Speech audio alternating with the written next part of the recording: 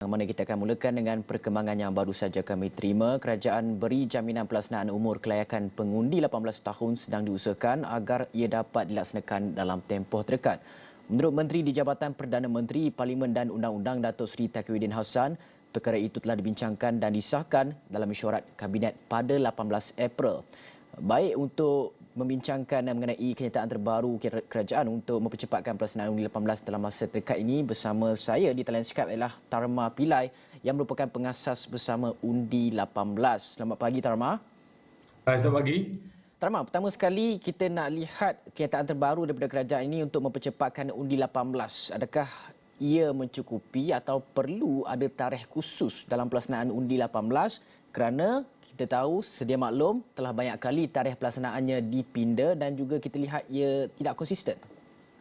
Ya, pertama sekali terima kasih atas jemputan. Bagi kami, berdasarkan kenyataan, kita boleh dapat dua perkara yang penting. Satu adalah dari segi berlakunya komitmen dari kerajaan untuk melaksanakan penurunan umur mengundi dahulu. Dan kita faham sebelum ini bahawa berlakunya satu isu di mana pihak SPR menyatakan secara jelas bahawa mereka belum bersedia secara teknikal untuk melaksanakan pelaksanaan automatic voter registration atau pendaftaran pengundian secara automatik. Maka kalau kita tengok kenyataan yang baru datang hari ini, pagi tadi, dia menyatakan dengan jelas bahawa pelaksanaan penurunan umur mengundi itu akan menjadi prioriti. Itu perkara yang pertama.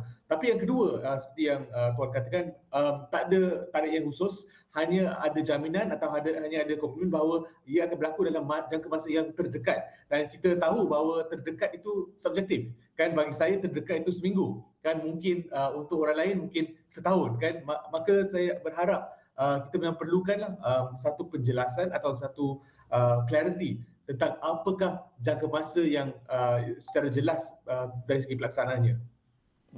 Dan Tarma, jika nak laksanakan dengan cepat, sebenarnya proses yang mana setakat ini ataupun seterusnya yang perlu dilaksanakan? Okey, dari segi pelaksanaan dia, kerana kalau kita melihat dari segi pelaksanaan umur mengundi sahaja, ini bergantung pada legal scholar atau rule of thinking dari segi perundangan. Ada constitutional lawyers atau peguam perlembagaan yang mengatakan bahawa boleh dilaksanakan dengan serta-merta, dan itulah kes yang kita bawa kepada mahkamah baru-baru ini untuk mengatakan bahawa memang boleh dilaksanakan secara serta-merta kerana pelaksanaan penurunan umur mengundi tidak ada apa-apa technical reasons. Ini berbeza dengan pelaksanaan had umur mengundi, had pelaksanaan pendaftaran pengundian secara automatik, di mana berlakunya banyak technical details dengan JPN, dengan sistem pendaftaran pengundian dan sebagainya kan.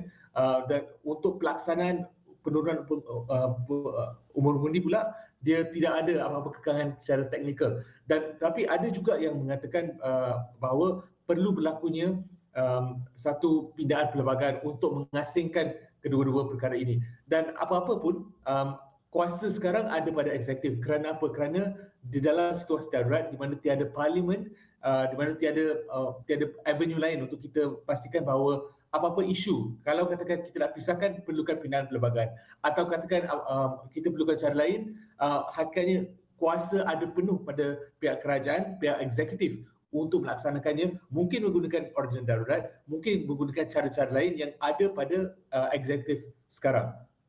Jadi maksud Tarma, sebenarnya pelaksanaan undi 18 ini pindaannya boleh dilakukan ketika mana ordinan darurat itu berkuat kuasa, begitu? Ya, betul.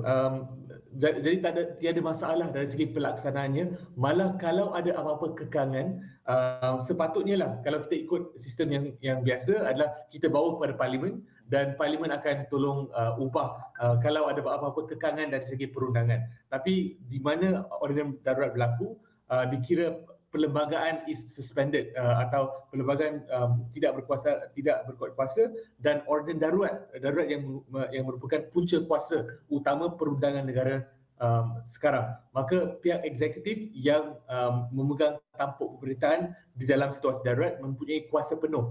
Cuma apabila darurat berakhir, ini adalah caveat lah, apabila darurat berakhir, kita perlu ada persidangan parlimen untuk menyokong semula apa-apa yang dilakukan dalam situasi darurat. So dalam tempoh 6 bulan perlulah ada persidangan parlimen untuk memastikan bahawa kalau ada apa-apa perubahan yang berlaku, dia dikonfirmkan semula dalam pengundian di parlimen itu. Itulah proses pengundangan yang berlaku. Tapi the main message is this: dalam situasi sekarang kuasa penuh ada pada pihak eksekutif, maka kita berharap pihak eksekutif boleh memberikan penjelasan dari segi tarik waktu atau tempoh masa pelaksanaannya. Dan melihat kepada pelaksanaannya sejak daripada 2018 lagi kita bercerita, sekarang dah 3 tahun dan sebagainya. Sebenarnya apabila ia dilaksanakan ketika tempoh pandemik, era darurat, adakah ia akan membawa kepada kesedaran undi 18 itu sendiri oleh mereka yang berusia 18 tahun ke atas ini? Adakah mereka akan mengetahui akan orang kata tanggungjawab mereka untuk melakukan proses demokrasi, ataupun sebenarnya apabila di era pandemik ini tempoh masanya agak terhad untuk mereka memahami, difahamkan berkenaan dengan undi 18, ataupun sebenarnya perlu ada komunikasi secara menyeluruh lebih lagi dibuat walaupun di era pandemik COVID-19 kita masih boleh melaksanakan undi 18 untuk pastikan bahawa jumlah pendaftaran undi 18 meningkat? Bagi saya, tak kisah era pandemik ke apa, memang ada golongan yang mementingkan demokrasi, yang fokus pada isu yang sedia ada dan komited tentang isu-isu pembangunan negara. Memang ada.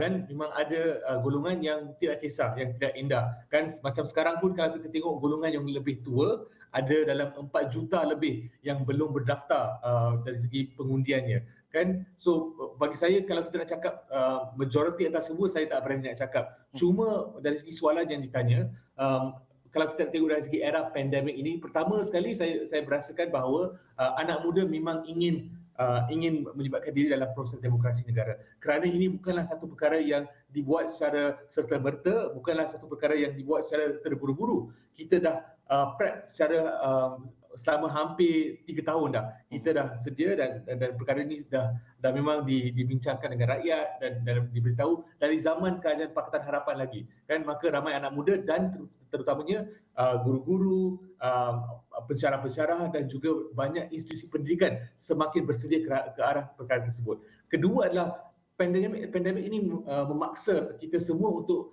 lebih ke arah perspektif digital. Maka saya memang percaya bahawa banyak komunikasi yang perlu berlaku, tak kisah dari pihak NGO macam saya dan juga dari pihak kerajaan. Tapi yang bagusnya adalah digitization membolehkan perkara ini dilakukan dengan lebih mudah berbanding dahulu. Kalau dahulu mungkin kita perlu pergi ke sekolah secara fizikal, mungkin akan ambil masa bertahun-tahun dan mungkin ambil masa lama. Tapi dengan digitization, perkara ini mungkin boleh dilakukan dengan sedikit laju berbanding dahulu. Dan termasuk sudah pasti apabila kerajaan menyatakan komitmen untuk melakukan ataupun melaksanakan undi 18 dalam tempoh yang terdekat ini, apa lagi sebenarnya aspek-aspek yang mungkin pada masa hadapan menjadi kekangan, ataupun kita tahu kita sangat familiar dengan beberapa kenyataan pemimpin negara dan kenyataan SPR sendiri yang membuatkan ada beberapa isu membuatkan undi 18 itu terpaksa ditangguhkan hingga September 2022. Kita tak mahu lagi isu-isu seperti ini berbangkit. Jadi apa yang Tarma rasakan perkara yang perlu ditangani kerajaan ataupun risiko-risiko masalah-masalah tertentu yang mungkin akan berlaku di masa depan dalam kita usaha untuk pastikan bahawa undi 18 ini dilaksanakan dengan lancar? Okey, bagi kami bila dah laksanakan undang-undang, itulah peringkat yang terakhir kan. Ada proses pengubalan, pengundian di parlimen, kita wartakan dan terakhir adalah pelaksanaan. Itulah proses di mana satu undang-undang digubal dan akhirnya kita look at it to be implemented lah kan. Maka kalau kerajaan dah laksanakan, kira secara prinsipnya dah settle. Cuma menggunakan undang-undang apa kan, mungkin kalau kerajaan terpaksa menggunakan ordinan darurat untuk melaksanakan perkara ini, maka kita perlulah balik kepada parlimen dalam tempoh masa 6 bulan selepas tamatnya darurat untuk mendapatkan confirmation atau kepastian bahawa undang-undang ini yang telah dilaksanakan zaman darurat berkuat kuasa. Itu saja. Tapi the moment kerajaan isytihar bahawa undang-undang tersebut telah dilaksanakan, maka secara terus anak muda boleh, of course kita tunggu dululah pengumuman dari SPR, tapi secara prinsip, secara asasnya bermaksud bahawa anak muda yang berumur 18, 19, 20 tahun seluruh negara boleh pergi mendaftar. Itulah adalah prinsip perundangan yang dipakai. Tapi mungkin kita boleh cakap dari segi kekangan atau isu-isu yang mungkin timbul. Saya rasa isu yang sedang berlaku dan sedang kerajaan tangani adalah isu dari segi pendidikan pengundi. Adakah anak muda sudah cukup bersedia atau tidak dan sebagainya kan. Dan untuk itu pihak KPM dan KPT memang sedia ada sedang melakukan inisiatif dalam institusi sendiri untuk menyediakan diri ke arah pelaksanaan undi 18. Perkara itu memang sedang berlaku dalam masa 2-3 tahun sebelum ini dan kita harap usaha itu akan dipergiatkan lagi. Okey, baik. Terima kasih Tarma Pillai, pengasas bersama Undi 18 atas perkongsian pendapat itu tadi berkaitan dengan pengumuman kenyataan daripada kerajaan yang akan melaksanakan Undi 18 dalam tempoh yang terdekat. Kita akan bawakan kupasannya untuk Buletin Awni seterusnya dan juga di astroawni.com.